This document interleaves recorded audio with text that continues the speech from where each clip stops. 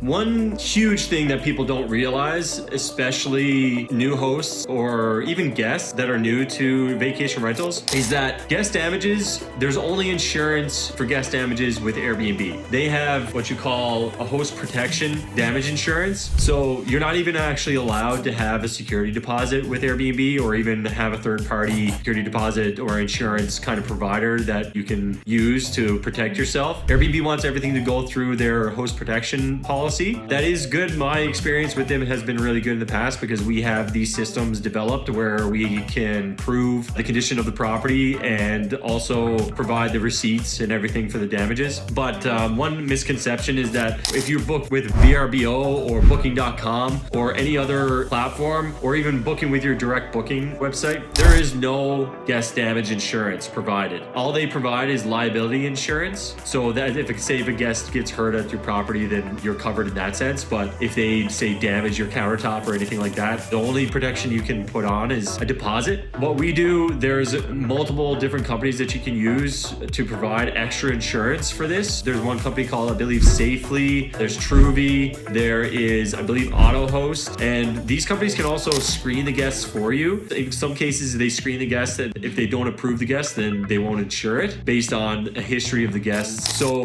they'll provide a deposit. So they can put a damage deposit of say up to $800, but a lot of times $800 is not enough. Say if you have a luxury listing, you have a countertop that's like, a couple $1,000s. What if the guest completely cracks that or damages it to non-repair, right? So that $800 is not going to go very far. So it's really important to have an extra layer of insurance with our properties. If anybody books with us with VRBO, booking.com, or our direct booking website, we have guest damage insurance up to $1 million. So every case, that's usually enough. That is really important and a huge misconception that people don't realize. There's a lot of risk that you're taking on if you're booking outside of Airbnb and you don't have something like this in place.